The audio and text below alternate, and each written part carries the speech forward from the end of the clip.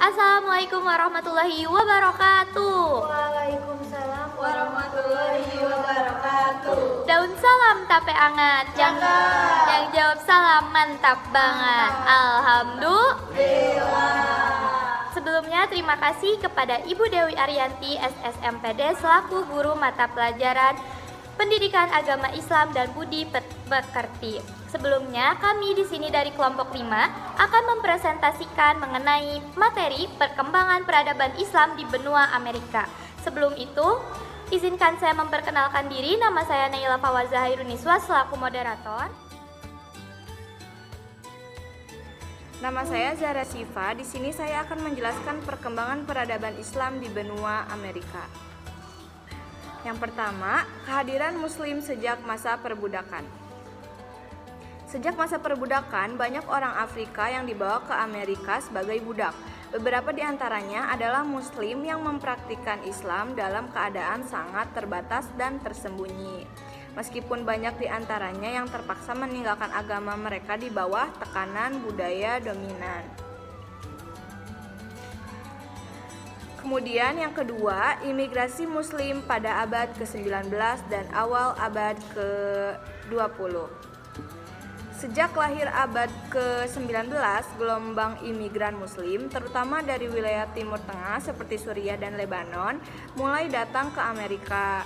Nah, mereka menetap terutama di kota-kota besar seperti New York, Chicago, dan Detroit. Mereka membawa praktik dan tradisi Islam mereka. Kemudian yang ketiga, bangkitnya identitas Islam di Amerika. Pada awal abad ke-20, beberapa organisasi Muslim mulai terbentuk seperti The Islamic Society of North America atau ISNA dan The Muslim of Brotherhood of America yang berfungsi sebagai wadah bagi komunitas Muslim yang semakin berkembang. Pendirian masjid-masjid pertama di kota-kota besar juga merupakan simbol penting dari perkembangan Islam. Kemudian yang keempat, peran tokoh-tokoh kunci dan perkembangan Islam.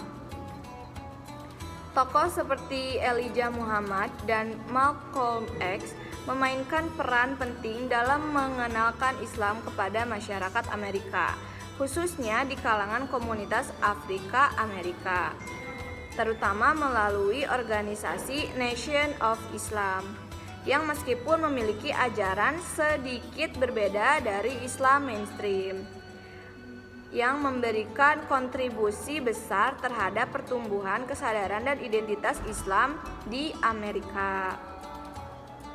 Kemudian yang kelima, pertumbuhan pesat Muslim di Amerika pada abad ke-20. Pada pertengahan abad ke-20, terutama setelah dekade 1960-an, semakin banyak orang Amerika yang memeluk Islam, baik di kalangan keturunan Afrika Amerika maupun masyarakat dari latar belakang imigran. Perkembangan ini tuh didorong oleh meningkatnya kesadaran agama, politik, dan hak asasi manusia yang menginspirasi banyak orang untuk mencari alternatif spiritual dan sosial, termasuk. Saya Salma Putri Adisha. Di sini saya akan menjelaskan mengenai bukti-bukti sejarah peradaban Islam di benua Amerika.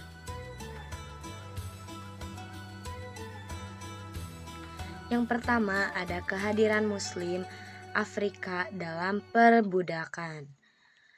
Banyak orang Afrika yang dibawa sebagai budak ke Amerika pada abad ke-17 dan ke-18 adalah Muslim. Beberapa di antaranya masih mempraktikkan Islam secara sembunyi-sembunyi. Meskipun mereka sering terpaksa melepaskan identitas agama mereka akibat tekanan sosial dan budaya. Yang kedua, ada imigrasi Muslim Timur Tengah dan Asia pada abad ke-19 dan awal abad ke-20. Pada akhir abad ke-19 dan awal abad ke-20, imigrasi Muslim Tengah dari Timur Tengah, terutama dari wilayah seperti Suriah dan Lebanon, dan Asia seperti India dan Pakistan ke Amerika ini meningkat. Mereka mulai mendirikan masjid dan sekolah serta membentuk komunitas Islam. Yang ketiga, ada organisasi dan lembaga Islam awal. Pada awal abad ke-20, umat Islam di Amerika mulai membentuk organisasi-organisasi yang menjadi pondasi bagi komunitas Islam yang lebih terstruktur, seperti The Islamic Society of North America yang didirikan pada tahun 1963 adalah contoh organisasi yang menjadi pusat pendidikan advokat bagi Muslim di Amerika. Yang keempat, ada peran tokoh-tokoh sejarah seperti Malcolm X. Tokoh seperti Elijah Muhammad membawa kesadaran akan Islam ke kalangan Afrika hingga Amerika dan memperkenalkan kepada banyak orang Islam memperkenalkan banyak orang kepada Islam pada paruh kedua abad ke-20. Organisasi Nation of Islam meskipun memiliki interpretasi yang berbeda dari Islam mainstream merupakan contoh penting bagaimana Islam diterima di kalangan komunitas Afrika hingga Amerika. Dan yang terakhir itu pendiri masjid dan infrastruktur keagamaan. Pendiri masjid dan pusat kebudayaan Islam di berbagai kota besar di Amerika menjadi simbol jelas dari keberadaan Islam di negara tersebut. Izinkan saya memperkenalkan diri, nama saya Muhammad Dayanika. Di sini saya akan menjelaskan materi mengenai biografi tokoh peradaban Islam di benua Amerika. Jadi tokohnya itu ada dua, yang pertama adalah Elijah Muhammad dan yang kedua adalah Warith Deen Muhammad. Nah, yang pertama Elijah Muhammad dulu. Nah, Elijah Muhammad ini adalah salah satu pemimpin pergerakan Muslim yang paling berkembang di Amerika Serikat. Dia adalah pemimpin pergerakan Nation of Islam atau NOI dan sempat menjadi mentor bagi Malcolm X, Louis Farrakhan hingga Muhammad Ali. Nah, kita bahas dulu poin pertama itu kelahirannya. Elijah Muhammad ini lahir dengan nama Elijah Robert Paul pada 7 Oktober 1897 di Sandersville, Georgia. Elijah adalah anak ketiga dari 13 bersaudara. Dia lahir di keluarga yang sederhana, bahkan cenderung kekurangan. Sang ayah William Paul Sr. adalah seorang pendeta dan petani penggarap sawah dengan dibantu istrinya Maria Hall yang juga ibu dari Elijah. Nah, lanjut kita ada kependidikannya itu. Elijah hanya sempat mengenyam pendidikan sekolah hingga kelas 3 sebelum akhirnya memilih untuk berhenti pada saat kelas 4 di sekolah dasar atau SD. Nah, lalu dia tuh memutuskan sekolahnya itu untuk membantu orang tuanya di ladang taninya. Nah, lalu kita membahas perjuangan hidupnya nih dari awal-awal. Elijah hidup pada masa di mana warga kulit hitam itu dipandang rendah dan banyak dijadikan budak. Pada 1917 saat berusia 20 tahun, Elijah menikah dengan Clara Evans yang berusia 18 tahun dan dari pernikahan mereka lahirlah 6 anak laki-laki dan 2 anak perempuan. Pada 1923, Elijah pindah ke Detroit, Michigan bersama keluarganya demi mendapatkan kehidupan yang lebih baik.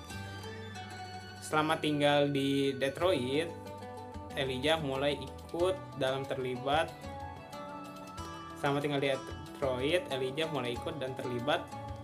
dalam berbagai pergerakan kaum kulit hitam. Hingga akhirnya pada Agustus 1931 dia bertemu dengan seseorang yang bernama dengan Wallace Fard Muhammad atau yang biasa dikenal dengan Wallace D. Fard. Nah, Fard ini tuh adalah pendiri kelompok dari NOI atau Nation of Islam yang tadi sudah disebutkan di awal. Melalui Fard, Elijah mulai berkenalan dengan agama Islam. Di situ Fard juga memberikan nama Muhammad kepada Elijah. hanya Elijah, sejumlah anggota keluarganya juga bergabung dengan NOI. Salah satunya adalah sang adik, Khalod Muhammad, yang kemudian ditunjuk menjadi pemimpin kelompok paramiliternya yang disebut Fruit of Islam atau FOI. Nah, lanjut pada 1934, Wallace Ford menghilang dan Elijah menggantikan posisinya sebagai pemimpin NOI. Nah, namun hal itu tidak diraihnya dengan mudah karena dia harus bersaing dengan sejumlah calon-calon lain yang memiliki potensi juga. Termasuk saudaranya sendiri, ya adiknya tadi. Lalu setelah meraih kursi pemimpin di NOI ini, perlawanan dari para pesaingnya tak berakhir, bahkan semakin sengit, bahkan sampai ada pada ancaman pembunuhan. Nah, Elijah khawatir akan keselamatan dirinya dan keluarganya. Akhirnya Elijah ini meninggalkan Detroit dan pindah ke Chicago. Namun karena ancamannya masih tetap ada di Chicago ini, mereka pindah lagi ke Milwaukee, Wisconsin, dan kemudian pindah ke Washington DC. Nah, pada 1942 Elijah Muhammad tuh sempat ditahan karena menolak untuk bergabung ke wajib militer selama Perang Dunia II. Nah, namun kemudian dibebaskan dengan jaminan dia kemudian pindah kembali ke Chicago atas saran pengacaranya demi menghindari aksi perburuan orang berkulit hitam. Nah, selama dalam pelariannya ini Elijah masih terus memimpin NOI hingga akhir kehidupannya, yaitu di usia 70-an. Kondisi kesehatan Elijah itu mulai menurun hingga akhirnya beliau meninggal pada tanggal 25 Februari 1975 di usia 77 tahun. Nah, posisinya ini yang sebagai ketua NOI itu digantikan oleh salah satu anaknya yang bernama Warithuddin Muhammad. Nah, sekarang kita lanjut nih ke biografi tokoh yang kedua, yaitu Warithuddin Muhammad. Seperti yang udah disebutin tadi di awal, bahwa Warithuddin Muhammad ini adalah seorang anak dari Elijah Muhammad. Nah, beliau ini lahir pada 30 Oktober 1933 di Detroit, Amerika Serikat. Nah, lalu lanjut faktanya bahwa Warithuddin Muhammad ini adalah anak bungsu dari saudara-saudaranya yang merupakan anak dari Elijah Muhammad. Nah, Warith kecil ini hidup bersama keenam saudaranya di Chicago bagian selatan. Di sana ia belajar agama dan belajar bahasa Arab bersama para imigran asal Timur Tengah seperti Yordania dan Mesir. Ia kemudian masuk ke Akademi Chicago untuk belajar bahasa Inggris, sejarah, dan ilmu sosial. Nah, ternyata dijelaskan bahwa si Warithuddin Muhammad ini dia tidak sejalan dengan pola pikir ayahnya. Sejak kecil kan ia hanya nurut ajaran dari sang ayah. Cuman ketika dia menginjak usia remaja, Warith merasa ada yang ganjil dengan gerakan yang menaungi warga Amerika kulit hitam pada saat itu. Terlepas dari isu rasisme yang saat itu menjadi topik hangat nih di Amerika, Warith merasa ajaran sang ayah berbeda dengan ajaran Nabi Muhammad dan Al-Quran. Ajaran sang ayah pun berbeda dengan yang dipraktikkan muslimin di berbagai negeri. Hingga pada usia 13 tahun, ia pun berdoa memohon petunjuk dari Allah. Inilah pintu awal Warith menuju seorang imam yang meluruskan pemahaman Islam di NOI dan muslimin Amerika.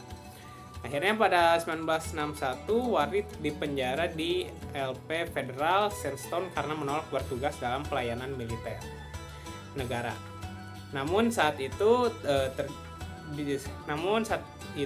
di balik jeruji itulah Warith mendapat pencerahan sepenuhnya. Lalu ia mulai yakin bahwa kesalahan ideologi sang ayah dan NOI. Ia mengetahui banyaknya penyimpangan yang dilakukan mereka hingga jauh dari agama yang benar. Selama 3 tahun di penjara, ia giat berdoa memohon petunjuk dan semakin giat mengkaji Al-Quran. Ia pun memahami Islam secara benar dan menolak ajaran sang ayah yang menyimpang. Lalu pertentangan Warith terhadap gerakan ini pun akhirnya terkuak. Ia dikucilkan oleh NOI dan bahkan diusir dari keluarganya sendiri. Istri dan anak Warith juga tak segan dilecehkan. Nah, hingga saat itu kondisi Warith itu begitu menyedihkan.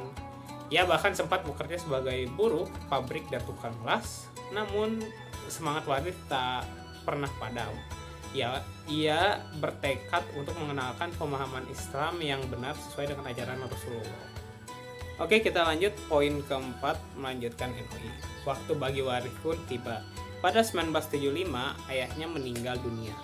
Para pengikutnya pun kebingungan nih mencari pengganti dari Elijah Muhammad.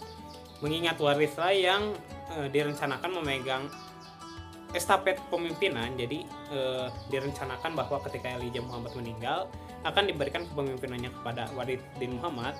Jadi anggota NOI pun kayak tidak punya pilihan lain. Mereka pun akhirnya ya manggil kembali Warith yang udah dikucilkan, bahkan sudah dijauhi oleh anggota-anggotanya, dipanggil kembali untuk menjadi seorang pemimpin NOI. Nah, inilah kesempatan yang digunakan oleh Warith untuk meluruskan ajaran ayahnya yang menyimpang. Memimpin NOI, Warith menyadarkan para pengikut ayahnya yang disebut-sebut mencapai lebih dari 2 juta orang. Ia mengajarkan agama Islam Sunni dan meminta mereka membaca Al-Quran, rukun iman dan Islam yang secara cacat dimaknai pengikut NOI kemudian diajarkan kembali oleh Warith. Kuil milik NOI diubahnya menjadi masjid. Pemimpin NOI yang dianggap sebagai utusan Tuhan pun diubah sekadar sebagai pemimpin atau imam. Nah, Warith menghapus anggapan bangsa kulit putih adalah setan. Dengan bijaksana ia berhasil memberi petunjuk kepada mereka. Lalu pada tahun 1976 sang imam pun mengganti gerakan NOI menjadi komunitas muslim bernama World Community of All Islam in the West. Nah, 2 tahun kemudian organisasi tersebut berubah nama menjadi American Muslim Mission. Ia pun kemudian berbaur dengan Muslimin Amerika yang menyediakan masjid-masjid di bawah satu jamaah, Muslim American Society. Hingga pada akhir kehidupannya pun beliau itu meninggal pada 9 September 2006 di Chicago, Illinois, Amerika Serikat, dan dimakamkan di Glenwood Cemetery, Tornoti, Illinois, Amerika Serikat. Beliau meninggal di usianya ke-74 tahun. Sekian yang dapat saya sampaikan. Memperkenalkan diri, nama saya Rizka Udiansyah dari kelas 12 C. Di sini saya akan membahas tentang menganalisis perkembangan peradaban Islam di benua Amerika. Jadi, peradaban Islam itu ada peradaban Islam dahulu dan peradaban Islam sekarang. Yang pertama ada masa keemasan Umayyah dan Abbasiyah. Puncak peradaban Islam dengan kemajuan pesat dalam ilmu pengetahuan, matematika, astronomi, kedokteran, dan filsafat. Yang kedua, pusat ilmu kebudayaan. Kota-kota seperti Baghdad, Cordoba, dan Kairo menjadi pusat ilmiah dan kebudayaan global. Yang ketiga, penyebaran Islam. Islam menyebar ke Asia, Afrika, dan Eropa, membawa nilai-nilai sosial, hukum Islam, dan sistem pendidikan. Lalu yang keempat, kemajuan sosial dan ekonomi. Sistem pemerintah yang adil, perdagangan yang berkembang, dan integrasi berbagai budaya dalam dunia Islam. Lalu ada peradaban Islam sekarang. Yang pertama, kemunduran pasca kolonialisme. Peradaban Islam mengalami penurunan setelah penjelajahan Barat dengan desintegrasi politik dan kemunduran ilmiah. Lalu yang kedua, modernisasi dan globalisasi. Tantangan untuk mengintegrasi tradisi Islam dengan kemajuan teknologi dan nilai-nilai global. Yang ketiga, ketegangan antara tradisi dan modernitas. Perbedaan pandangan dalam menghadapi isu-isu sosial, politik, dan ekonomi antara kelompok konservatif dan progresif. Yang keempat, pembangunan ilmu pengetahuan. Meskipun ada kemunduran, banyak negara muslim yang mulai mengembangkan sektor pendidikan, sains, dan teknologi. Dan yang terakhir, ada reformasi sosial dan politik. Beberapa negara muslim mengusahakan pembaruan dalam.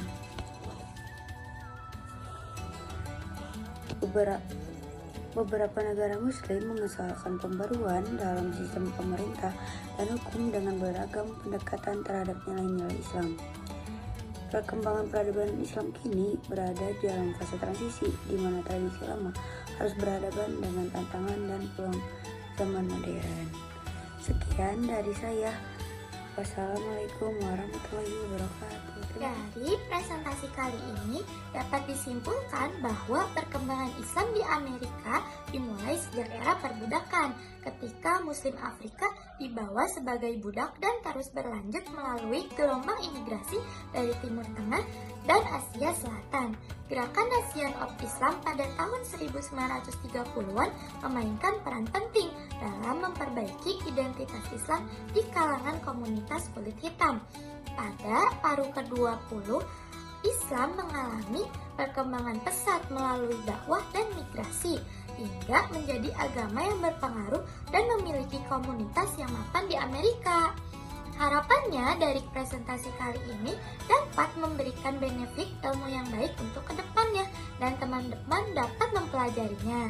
Terima kasih kepada Ibu Dewi Arianti selaku guru mata pelajaran Pendidikan Agama Islam dan Budi Pekerti dan teman-teman yang sudah berkenan menyimak presentasi hingga akhir. Saya dan kelompok saya pamit undur diri. Ayu Tinting is eating. Thank you for everything. Wassalamualaikum warahmatullahi wabarakatuh.